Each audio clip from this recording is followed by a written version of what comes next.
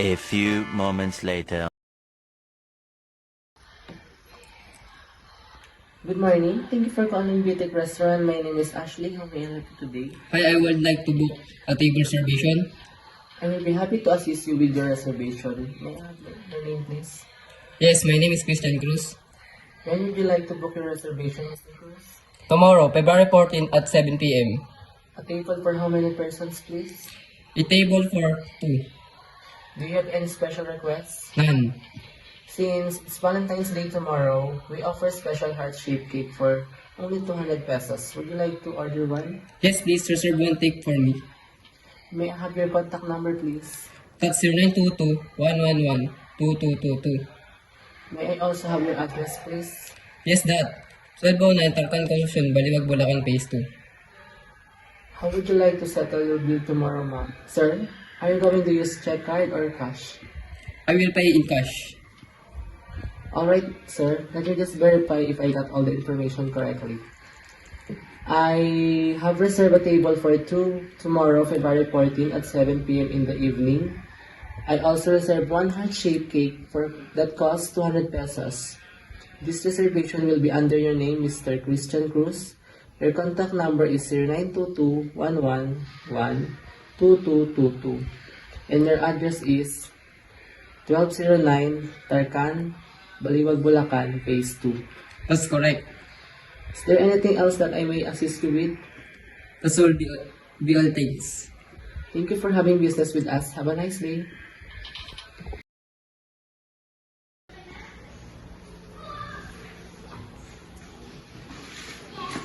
Good evening, sir. Welcome to Beauty Restaurant. I am Ashley Espresso. I will be happy to serve you. I will have your reservation for tonight. Yes. Under what name, please? Christian Cruz. Okay. Please have a seat, Mr. Cruz. I will check the records.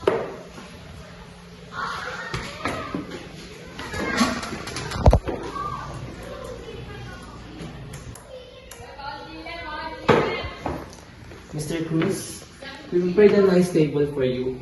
This way, please.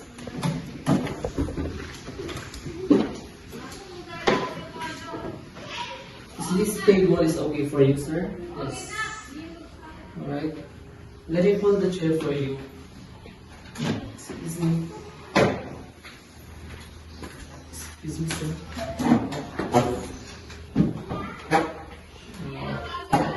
Sir, let me unfold your napkin, please. Yes, you may.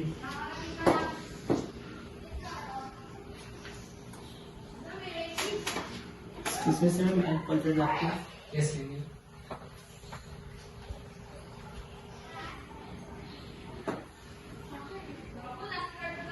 Excuse me, sir.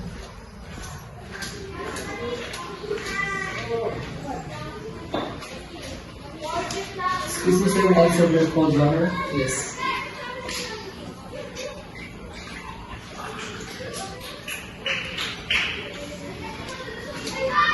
Excuse me, sir, may I serve?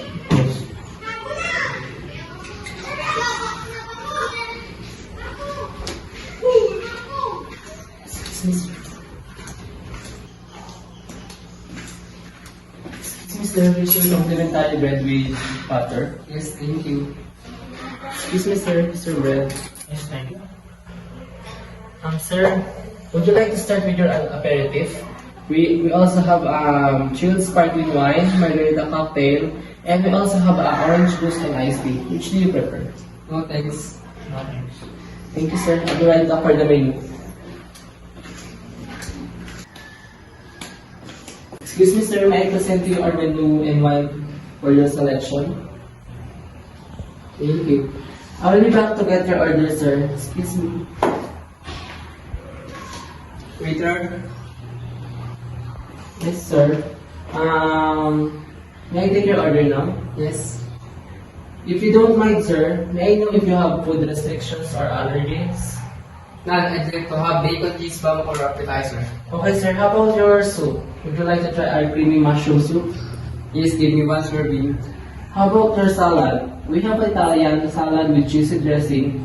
Would you like to try it, sir? Yes, please. For my main course, I'd like to have beef steak with mashed potato and mixed veggies. How would you like Your steak be prepared, sir. It's a rare, medium rare, or well done. Well done, please. The beef steak that you order will be best complemented with our Carlo Rossi wine. Would you like to try it, sir? Yes, please. In a glass or in a bottle? In a glass, please. How about your dessert? We have a slice of chocolate cream cake with red cherry. Would you like to try it, sir? Sound great. Yes, I will try that. How about coffee to complement your dessert? Yes, give me black coffee, please. Is there anything else that you would like to add, sir? Nothing else. Do you have any special request, sir? None. Alright, sir. May I repeat your order? Your order one serving bacon, cheese bomb for appetizer, creamy mushroom soup, Italian salad with cheesy dressing, well done beef steak for your main course, complemented with a glass of Carlo Rossi red wine, a slice of chocolate cream cake for your dessert, complemented with a cup of black coffee. Did I get your order right, sir? Yes. Sir, your order will be served after 15 minutes. May I suggest a glass of champagne or a glass of lemon juice while waiting for your order to be served? No thanks. Thank you, sir. May I get back to the menu, please? Thank you, may I leave for a minute? Excuse me, sir.